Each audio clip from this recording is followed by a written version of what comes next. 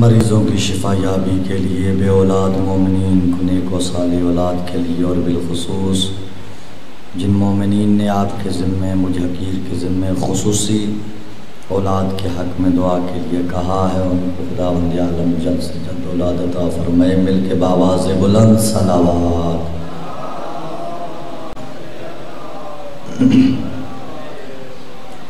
امام وقت، امام زمانہ اجر اللہ تعالی فرجہ الشریف کے جلد ظہور کے لیے مل کے بآواز بلند صلوات۔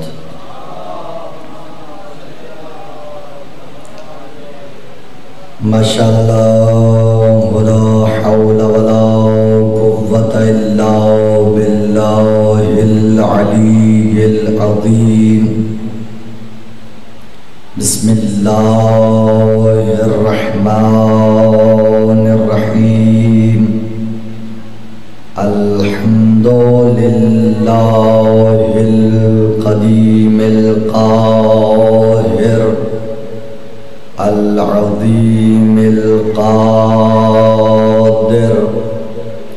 الحلیم الغافر الکریم الساتر الباطن الظاہر الاول الآخر الذي جعلنا من المتمسكين بولاية أمير المؤمنين صلوات۔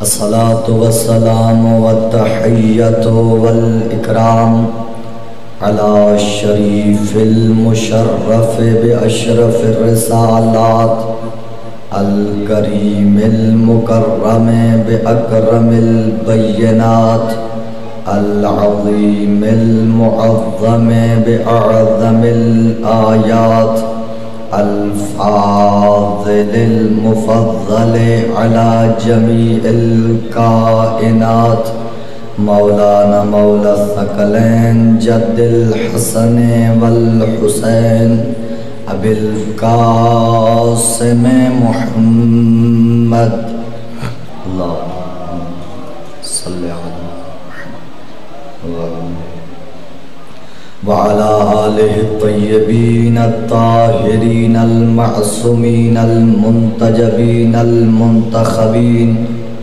الذین قیل فی شانہم انما يريد الله ليذهب عنكم الرجس اهل البيت ويطهركم تطهيرا۔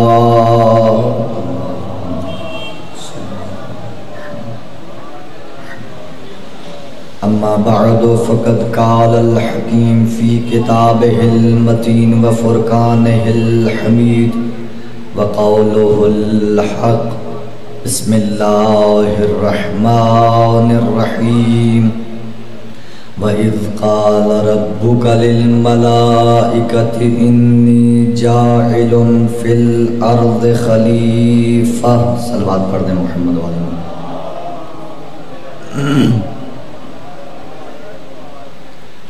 نعرہ تکبیر۔ سارے مل کے بآواز بلند خالق لم یزل کا نام لیں، اپنی زبانوں سے عبادت کریں۔ نعرہ تکبیر، نعرہ رسالت، نعرہ رسالت، نعرہ حیدری، نعرہ حیدری، حسینیت، حسینیت، یزیدیت، یزیدیت، اہل بیت کے دشمنوں پہ لعنت، اہل بیت کے دشمنوں پہ لعنت۔ مل کے بآواز بلند صلوات۔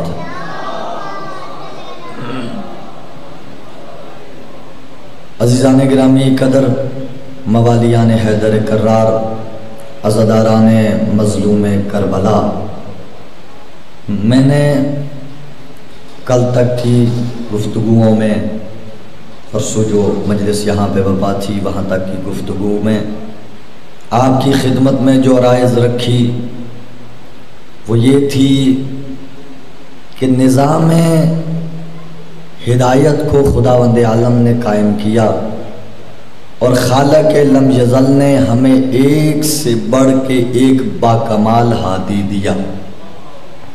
اور ایسا نہیں ہے کہ صرف ہمیں دیا، بلکہ یہ روش خداوند عالم نے خلقت انسانیت سے پہلے اپنائی کہ پہلے ہادی کا بندوبست کیا، پھر ہدایت لینے والوں کو خلق کیا، اور یہ سلسلہ چلتا رہا، رکا نہیں، بلکہ ہر دور میں نبی آتے رہے، رسول آتے رہے، یہاں تک کہ ختمی مرتبت حضرت محمد مصطفیٰ صلی اللہ علیہ وآلہ وسلم. مل کے بآواز بلند صلوات.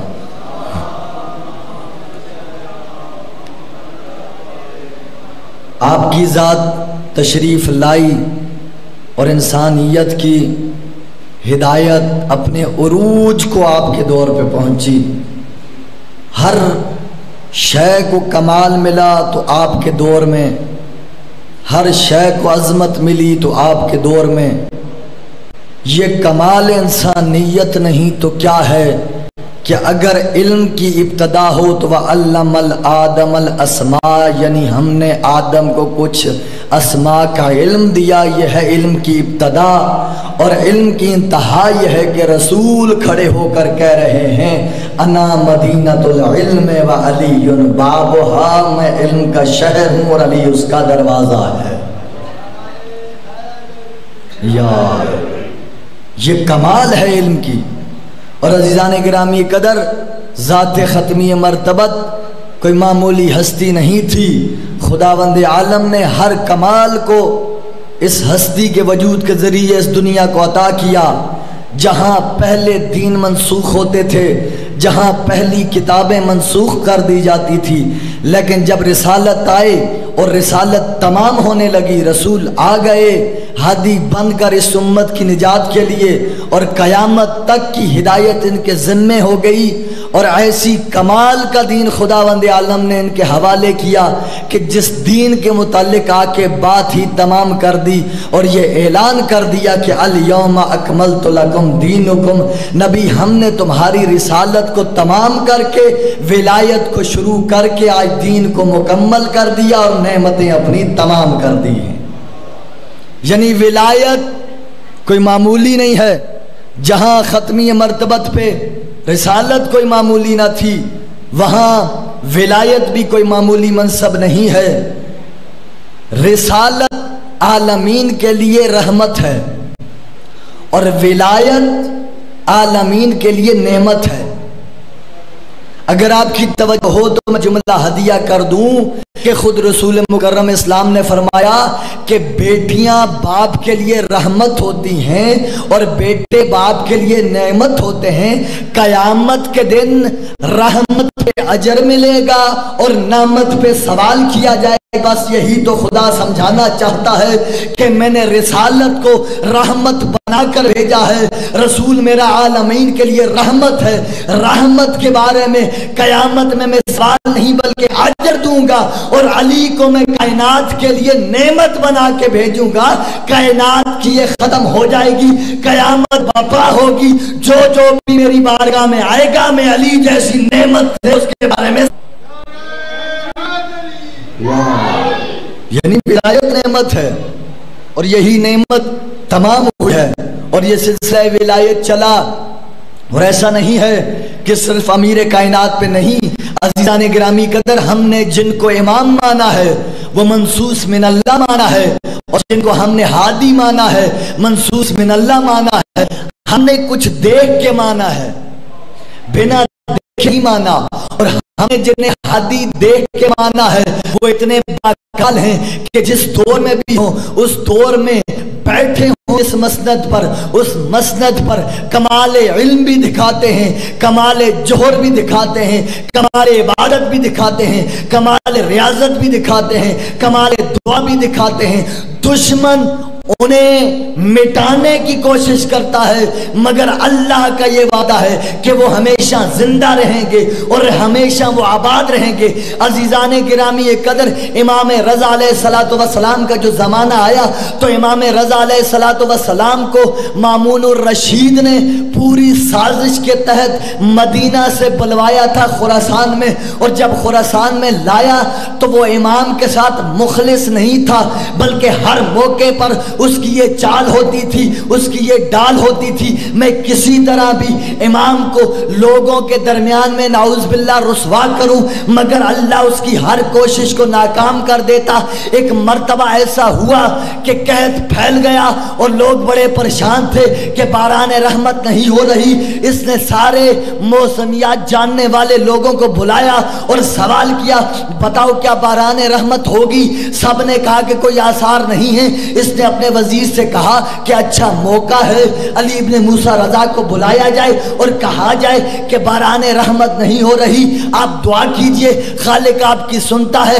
کہا کہ اگر باران رحمت نہ ہوئی تو لوگوں کو پتہ چل جائے گا، نہ یہ معجز نما ہے نہ یہ معجزہ دکھا سکتے ہیں۔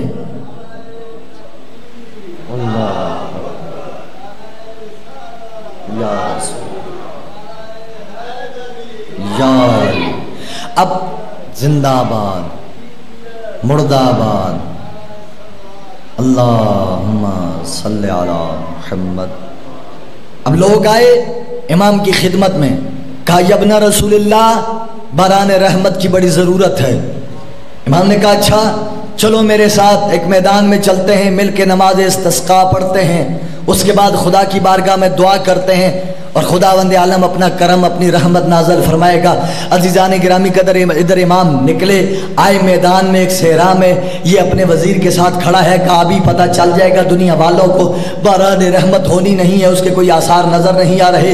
امام نے میدان میں نماز استسقاء پڑھی، نماز استسقاء پڑھنے کے بعد امام نے ہاتھ دعا کے لیے بلند کی، بارگاہ رب العزت میں دعا کرنا شروع کی۔ ابھی امام دعا ہی فرما رہے تھے یا بادلوں نے امام کا سایہ کیا۔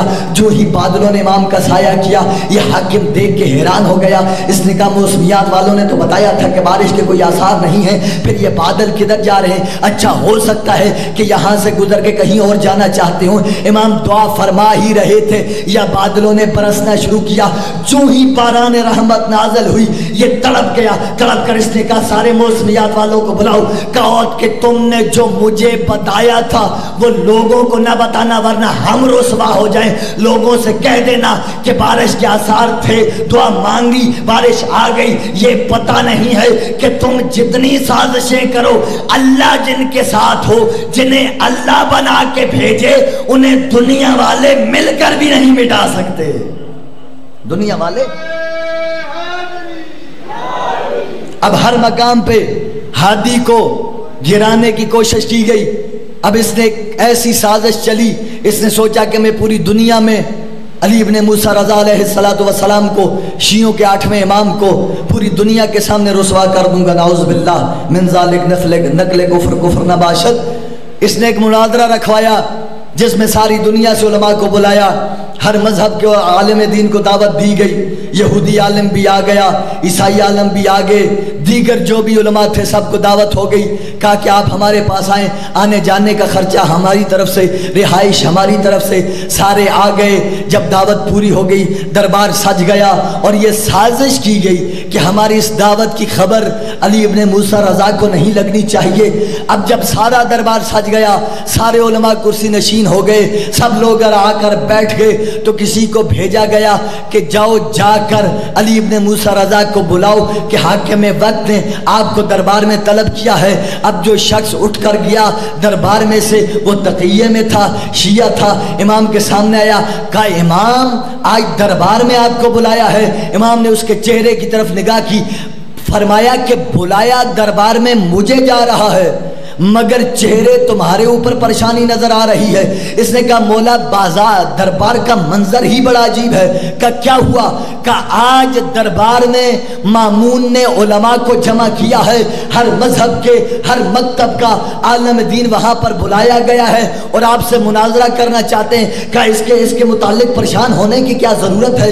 کیا تم اپنے امام کو نہیں جانتے؟ تمہارا امام وہ ہے کہ جو ہر مذہب کے متعلق جانتا ہے، جو ہر ملت کے متعلق جانتا ہے۔ جو بھی جہاں سے سوال کرے گا جب میں اس کا جواب دوں گا تب مجھے نہ دیکھنا، پھر اسے دیکھنا جس نے میرے خلاف سازش کر رکھی ہے، پھر اس کے چہرے کا مشاہدہ کرنا۔ اب عزیزان گرامی قدر، امام آئے، امام نے اپنے سر پہ امامت کا امامہ رکھا، اپنے کندھے پر امام نے ولایت کی عبا اوڑھی اور چلنا شروع کیا۔ زمین نے امام کے قدموں کا بوسہ لیا، آسمان امام کے سر پہ سایہ کیے ہوئے ہے، ہوائیں راستہ بناتی جاتی ہیں۔ اب اس نے دربار کے اندر یہ سازش کر دی تھی، کہا کہ جب علی ابن موسیٰ رضا دربار میں داخل ہوں تو کوئی بھی اپنی جگہ سے نہ اٹھے، کوئی دروازہ نہ کھولے، وہ خود دروازہ کھولیں گے یا ہواؤں کے جھونکوں نے دروازہ دربار کا کھول دیا، دروازہ کھل گیا، ہواؤں نے پردوں کو ہٹایا، پردے ہٹ گئے، امام نے اپنا قدم دربار میں رکھا۔ وہ جو سب کو منع کر رہا تھا کہ کوئی بھی استقبال کے لیے نہ اٹھے، بے ساختہ سب سے پہلے اٹھ کھڑا ہوا اور اس کی زبان پہ یہ جملے تھے، ابن رسول اللہ تشریف لائیے، آپ کا مقام یہ ہے، آپ کی جگہ یہ ہے، منبر پر آئیے، تخت پہ آئیے، تشریف رکھیے۔ یہ جملے سننے تھے، سارے دربار والے کھڑے ہو گئے، امام کا استقبال کیا، امام آگے بڑھے، تخت کے قریب جا کر کہا کہ جس تخت سے ظلم کی بدبو آتی ہو، ہم آل محمد کا یہ شیوا ہی نہیں کہ ہم اس پر بیٹھ سکیں، یہ ہم آل محمد کا شیوا نہیں ہے کہ ہم ایسے تخت پر بیٹھیں کہ جس سے خون کی بدبو آتی ہو۔ ہاں میرے لیے ایک منبر لگواؤ جو تخت سے تھوڑا فاصلے پر ہو، تاکہ دنیا والوں کو یہ پتا چلے کہ دنیا کے حاکموں کے ساتھ بیٹھ کر ان کے ساتھ، ان کے تختوں کے ساتھ ملے ہوئے منبروں پر بیٹھنے والے ہم آل محمد نہیں ہیں۔ اب امام مسند نشین ہوئے، امام نے کہا کیوں بلایا گیا؟ اب ظاہر ہے وہ بتاتا تو نہیں کہ ہم نے مناظرے کے لیے بلایا نہیں، بلکہ کہا کہ علماء تشریف لائے تھے بڑے دور سے، یہ آپ سے کچھ سوالات کرنا چاہتے ہیں۔ امام نے کہا اچھا، کہ سوالات کرنا چاہتے ہیں۔ امام مجمع کی جانب مخاطب ہوئے، دیکھا عیسائیوں کے بھی علماء بیٹھے ہیں، یہودیوں کے بھی علماء بیٹھے ہیں، دیگر بھی بیٹھے ہیں۔ امام نے کہا اچھا سوال کرنے آئے ہیں تو اگر اجازت ہو میں سب سے پہلے عیسائیوں سے مخاطب ہونا چاہتا ہوں۔ کہا بالکل۔ اب امام نے عیسائیوں کی طرف مخاطب ہو کے کہا اے حضرت عیسیٰ کے ماننے والو، کیا سوال تم کرو گے میں جواب دوں یا سوال میں کروں جواب تم دو گے؟ اب عیسائیوں نے کہا اتنا اپنے اوپر آپ کو یقین ہے؟ امام نے کہا بالکل، سوال تم کرو گے پہلے یا میں کروں؟ کہا ہم بہت زیادہ ہیں، ہم نے سوال شروع کیے تو وقت سارا یہیں پہ گزر جائے گا، آپ ہی ہم سے سوال کر لیجئے۔ اب امام نے عجیب سوال کیا، کہا یہ بتاؤ کہ حضرت عیسیٰ کو تم کیا مانتے ہو؟ کہا کہ ہم حضرت عیسیٰ کو ابن اللہ مانتے ہیں، اللہ کا بیٹا مانتے ہیں۔ کیا تمہیں نہیں پتا کہ اللہ کا کوئی بیٹا نہیں ہے؟ تم حضرت عیسیٰ کو اللہ کا بیٹا کہتے ہو جبکہ اللہ کا تو کوئی فرزند نہیں ہے۔ کہا ہمارا عقیدہ اسی پر ہے، ہماری بنیاد اسی پر ہے کہ حضرت عیسیٰ اللہ کے بیٹے ہیں۔ امام نے کہا اچھا، کہا پھر سنو، کہ حضرت عیسیٰ اللہ کے بڑے ہی پیارے بندے تھے، اللہ کے نزدیک بڑی محبوب شخصیات میں سے تھے، مگر جتنے بھی اچھے انسان تھے لوگوں کے ساتھ بھی بڑا اچھا سلوک کرتے تھے، لیکن حضرت عیسیٰ نماز اور روزے کے چور تھے۔ امام نے جب یہ جملے کہے عیسائی عالم تڑپ گیا، تڑپ کر کہا کہ تمہیں عالم کس نے کہا ہے؟ کیا تمہیں پتہ نہیں ہے کہ سارے مورخین نے یہ لکھا ہے کہ حضرت عیسیٰ وہ ہستی ہے کہ جس کے لیے دن میں کبھی دسترخوان نہیں لگایا گیا، رات میں کبھی بستر نہیں بچھایا گیا، یعنی سارا دن روزے کی حالت میں رہتے تھے، ساری رات اللہ کی بارگاہ میں قیام قعود اور رکوع و سجود کرتے تھے۔ کہا اچھا، کہا یہ بتاؤ نماز اور روزہ کیا ہے؟ عیسائی عالم نے کہا اللہ کی عبادت ہے۔ کہا پھر بتاؤ نماز اور روزہ کیا ہے؟ اس نے کہا اللہ کی عبادت ہے۔ امام نے مسکرا کے کہا جو اللہ کی عبادت کرتا ہو وہ ابن اللہ نہیں عبداللہ ہوتا ہے۔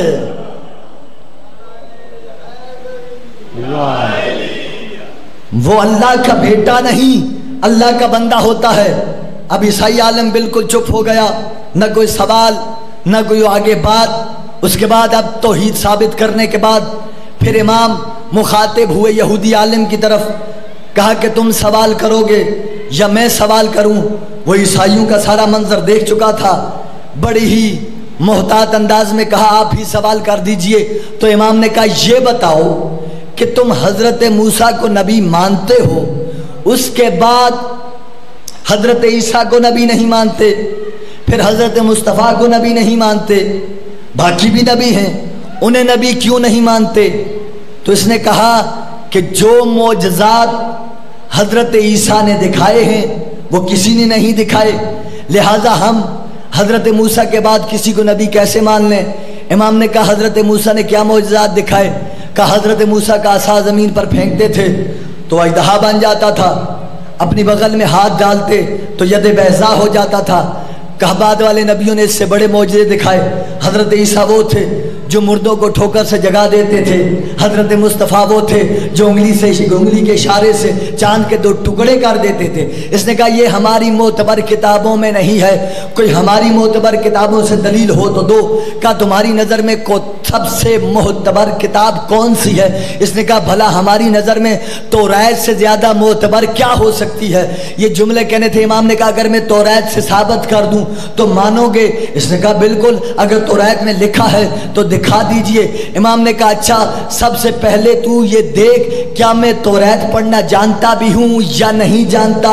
کہا تو توریت کو کھول، میں توریت کی تلاوت کرتا ہوں۔ اس نے اپنے سامنے توریت کو کھولا، امام نے کہا صفحے کی دائیں جانب دیکھ، اس نے صفحے کی دائیں جانب دیکھا، امام نے تلاوت کرنا شروع کی۔ امام تلاوت کرتے گئے، یہ سنتا گیا، اچانک سے اس کی توجہ آئی، اس نے توریت بند کی اور متوجہ ہو کر کہا کہ ذرا سنیے تو صحیح، یہ پوچھنا چاہتا ہوں کہ یہاں میں نے توریت کھولی ہے، نہ میں نے آپ کو صفحے کا بتایا ہے نہ میں نے آپ کو متن پڑھ کے بتایا ہے، آپ کو کیسے پتا چلا کہ میں نے کہاں سے کھولی ہے؟ اور آپ جو تلاوت کر رہے ہیں یہ وہی ہے جہاں سے میں نے کھولی ہے۔ امام نے کہا کہ اگر پوچھ کر پڑھ لیتا تو پھر میں حجت اللہ کیسے رہ جاتا؟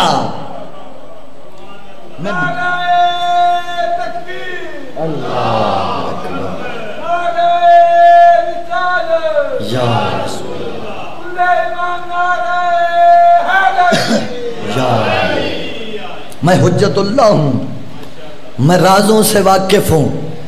اب اس کے بعد امام نے کہا اب ذرا مجمع کو مڑ کے بتا کہ میں توریت کی تلاوت کیسے کرتا ہوں۔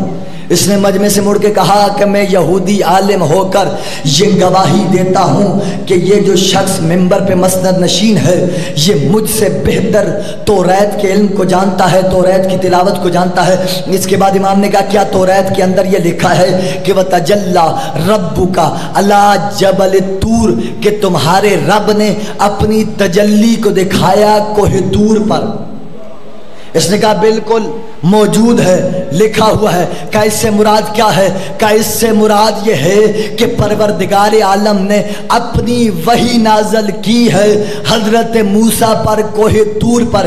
امام نے کہا اب اس سے آگے بھی دیکھ، اس کے آگے لکھا ہے کہ وَتَجَلَّى رَبُّكَ عَلَى جَبَلِ السَّعِيرِ کہ تمہارے پروردگار نے اپنی تجلی کو جبل سعیر یعنی سعیر کی پہاڑی پہ دکھایا ہے۔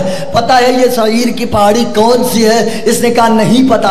اب امام مخاطب ہوئے عیسائیوں کی جانب، کہ عیسائیوں بتاؤ کہ سعیر کی پہاڑی کون سی ہے؟ تو عیسائیوں نے پلٹ کر کہا سعیر کی پہاڑی وہ ہے کہ جہاں پر اللہ نے حضرت عیسیٰ پر وحی نازل کی۔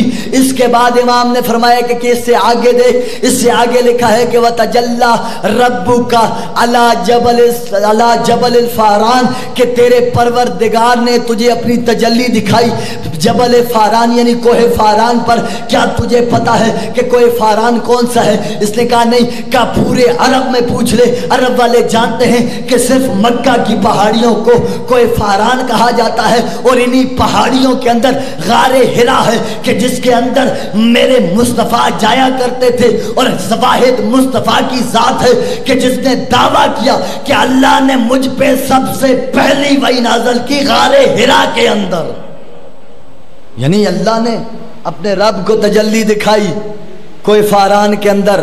اب عزیزان گرامی قدر یہ حیران ہو گیا، پریشان ہو گیا۔ اس نے کہا یہ بتائیے کہ آپ کو کیسے پتا ہے کہ تورات کے اندر یہ لکھا ہے؟ امام نے کہا تورات کے اندر یہ بھی لکھا ہے کہ اللہ نے حضرت موسیٰ کو 12 نقیب عطا کیے۔ اس نے کہا بالکل لکھا ہے۔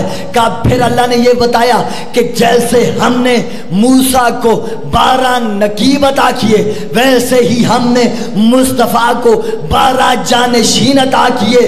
ان 12 جانشین میں سے 8واں میں علی ابن موسیٰ رضا ہوں۔ میں عزیزان گرامی قدر، مناظرے کی یہ کشمکش جب مامون نے دیکھی تو تڑپ کر کہا کہ آپ میرے ولی عہد سے اتنے سخت سوال کر رہے ہیں، میں بھی کسی کو سوال کرنے کی اجازت نہیں دوں گا۔ امام نے مسکرا کر کہا پریشان نہ ہو، سوال مجھ سے ہو رہے ہیں، جواب میں دوں گا، معمولی نہ سمجھ، میں اس کا پوتا ہوں کہ جو سلونی کا دعویٰ کرتا تھا، میں اس کا پوتا ہوں۔ یہ امامت ہے، یہ معیار امامت ہے ہمارے ہاں کہ امام وہ ہے کہ جو ہر علم پہ دسترس رکھتا ہے، امام وہ ہے کہ جو ہر مذہب والے کو اس کی کتاب سے جواب دینا جانتا ہو۔ اور عزیزان گرامی قدر، یہی میں ان چند مجالس میں سمجھانے کی کوشش کر رہا ہوں کہ ہم نے ہمیشہ اللہ سے بنائے ہوئے جانشین کو لیا ہے۔ ہمارا جھگڑا دنیا سے کوئی نہیں ہے، اور میں یہ بڑی ذمہ داری سے جملہ عرض کر رہا ہوں کہ ہمیں جھگڑنا بھی نہیں چاہیے، کیونکہ بڑے بڑے علماء نے یہ لکھ دیا ہے، اہل سنت کے علماء نے، کہ جو خلافت ہمارے پاس آئی ہے یہ خلافت فی الناس ہے، لوگوں کی طرف سے ہے، لوگوں میں ہے، لیکن علی سے لے کے مہدی تک کی خلافت الہیہ ہے، وہ اللہ کی جانب سے ہے۔ اور عزیزان گرامی قدر، ہم نے معیار رسول سے لیا ہے، ہم نے معیار قرآن سے لیا ہے کہ ہم نے جسے اپنا ہادی ماننا ہے وہ ہر قسم کے عیب سے پاک ہونا چاہیے، ہم نے جسے اپنا ہادی ماننا ہے وہ ہر صفت کا مالک ہونا چاہیے۔ لیکن جہاں ہادی اتنا بلند ہم نے انتخاب کیا، یہ نتیجہ آج کی گفتگو میں نے دینا ہے، جہاں اتنا بلند ہادی، اتنے باعظمت ہادی ہم نے انتخاب کیے، ہم نے شرطیں لگائی کہ ہمارا امام وہ ہے کہ جو دنیا میں سب سے بڑا عالم ہو، ہمارا امام وہ ہے کہ جو دنیا میں سب سے بڑا عابد ہو، ہمارا امام وہ ہے کہ جو دنیا میں سب سے بڑا شجاع ہے، ہمارا امام وہ، ہم نے امام اسے مانا ہے کہ جو کسی میدان کا فرار نہیں ہے، ہمارا امام وہ ہے کہ جس کی بارگاہ میں اگر دشمن بھی آ جائے تو دشمن شرمندہ ہو جاتا ہے، ہمارا امام وہ ہے کہ جس کا سلوک اتنا اچھا ہے کہ اگر کوئی امام کے سامنے آ کے بد زبانی کرتا ہے تو امام جواب میں بد زبانی نہیں بلکہ احسن اخلاق سے پیش آتا ہے۔ ہم نے ایسے امام چنے ہیں، ہمارا میرٹ ہے، ہم نے بنا میرٹ کے نہیں چنے۔ میں نے عرض کیا تھا، نہ ہم تلواروں کے زور پہ ماننے والے ہیں، نہ ہم بک کے ماننے والے ہیں، ہم نے پوری دنیا کا مشاہدہ کیا ہے، جہاں ہمارے پاس میرٹ ہے، جہاں ہمارے پاس پیمانہ ہے۔ بس سوال یہ ہے، میں جوانوں سے بات کر رہا ہوں، کیا امام کے پاس کوئی پیمانہ نہیں ہوگا کہ کون میرا شیعہ ہے، کون میرا موالی ہے، کون میرا چاہنے والا ہے؟ ہم نے علی کو ایسے نہیں مانا، بڑی شرطوں سے مانا، ہم نے رسول کی زبان سے مانا۔ باخدا پوری ذمہ داری سے کہتا ہوں، علی اس ذات کو نہیں کہتے، علی تمام چیزوں سے مبرہ ہے، علی پاک ہے کہ ایسا کرے، لیکن ایک مثال دیتا ہوں، ایک مثال دے رہا ہوں، جرت کر رہا ہوں صرف بات سمجھانے کے لیے کہ اگر مصطفیٰ نے نہ بتایا ہوتا، مصطفیٰ نے نہ دکھایا ہوتا، علی 1000 دعوے کرتے، ہم نہ مانتے، کیونکہ جسے مصطفیٰ دکھائیں گے جسے مصطفیٰ بنائیں گے ہم اسی کو مانیں گے، اس لیے ہمیں پتہ ہے کہ مصطفیٰ وہی دکھاتے ہیں، مصطفیٰ وہی بناتے ہیں جو اللہ کی طرف سے وہی ان پہ آتی ہے، وہ وہی الہی سے بات کرتے ہیں، یہ میرٹ ہے۔ تو کیا کل جب علی انتخاب کریں گے تو بنا میرٹ کے انتخاب کریں گے، بنا پیمانے کے انتخاب کریں گے؟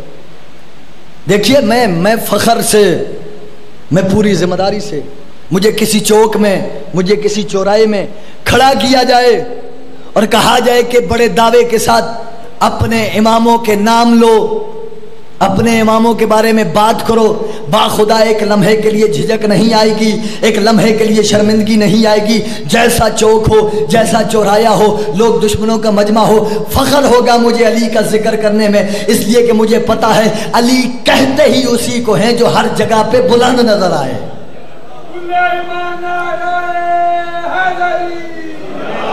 اور عزیزان گرامی قدر، علی وہ ذات ہے کہ جس کا تذکرہ جہاں پہ کیا جائے وہاں پر فخر محسوس ہوتا ہے، وہاں پر ناز ہوتا ہے کہ اپنے اوپر میرا علی جیسا امام ہے۔ جس چوک میں جائیں، جس چوراہے میں جائیں، مجھے کوئی شرمندگی نہیں ہے، لیکن یہاں لمحہ فکریہ یہ ہے، او میرے دوستو، او میرے نوجوانوں، او میرے جوانوں، او میری ملت کا فخر، او میری ملت کا غیور، او میری ملت کا مستقبل، کیا علی قیامت کے میدان میں آدم سے لے کے قیامت تک کی انسانیت پر مجھے دیکھ کے فخر کر سکتے ہیں کہ یہ میرا شیعہ آ رہا ہے؟ قابل ہو رہا ہے یہ بات؟ میں دنیا کے چند لوگوں میں کھڑے ہو کر ناز سے فخر کر سکتا ہوں، وہاں تو آدم سے لے کر قیامت تک کی انسانیت کھڑی ہوگی۔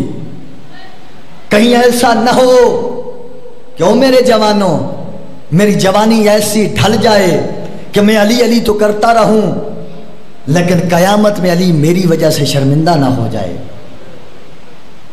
قیامت میں میری وجہ سے میرا مولا امام حسین شرمندہ نہ ہو جائے۔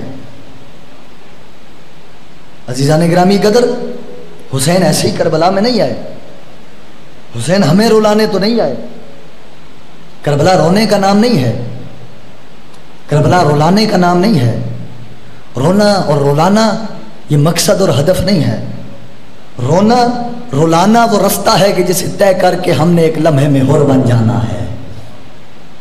پوری شب عاشور اور روتا رہا، گریہ کرتا رہا کہ میں نے کیا کر دیا، میں کس منزل پہ کھڑا ہوں، میں کس مقام پہ کھڑا ہوں۔ وہ ہادی جسے اللہ نے بنایا، وہ ہادی جس پہ میں درود بھیجتا ہوں، میں نے اس کا راستہ روکا، میں اس کے مخالف کھڑا ہوں۔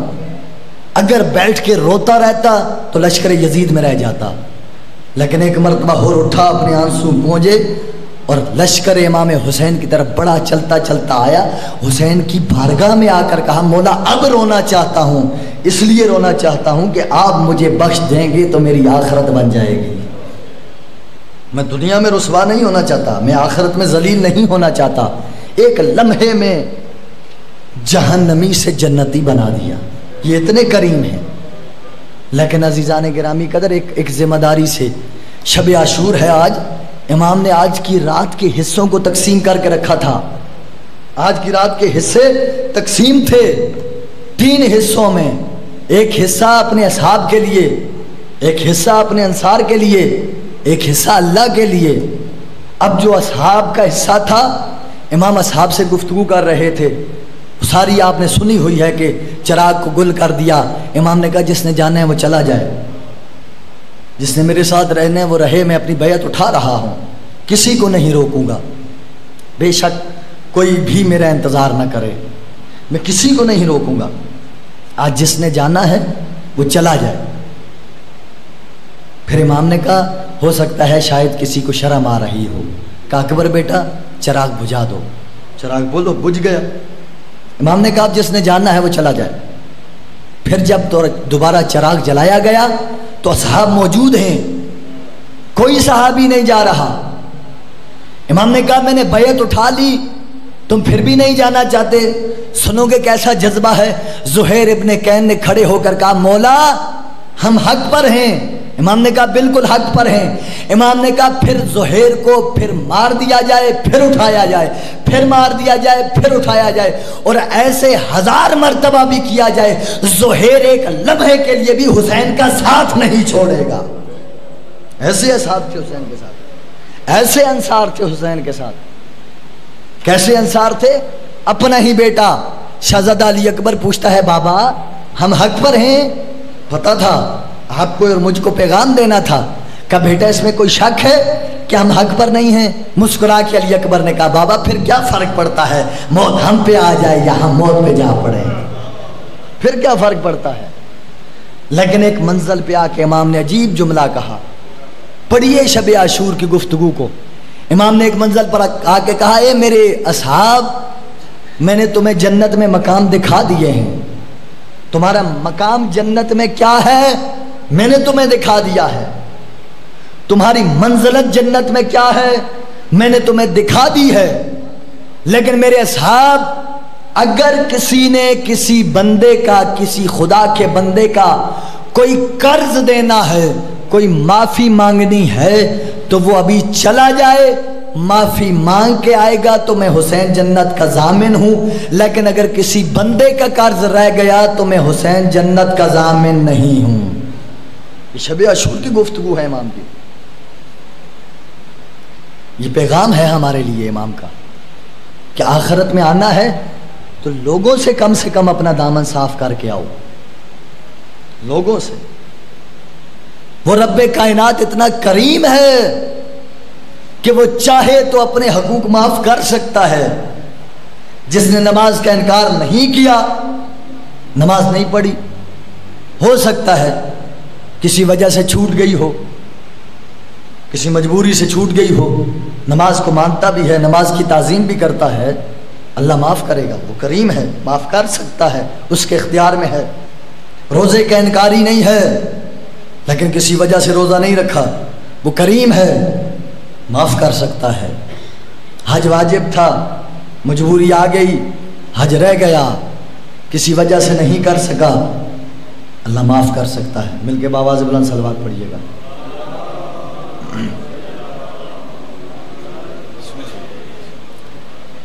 لیکن بس آخری جملہ سن لیجئے، میرا پیغام ہے پورے عشرے کا کہ عزیزو وہ اللہ کریم ہے، وہ نماز معاف کر سکتا ہے، وہ روزے معاف کر سکتا ہے، وہ حج معاف کر سکتا ہے، لیکن پروردگار عالم قیامت کے دن اگر کسی بھائی کا کسی بھائی پہ حق رہ جائے نا، وہ معاف نہیں کر سکتا۔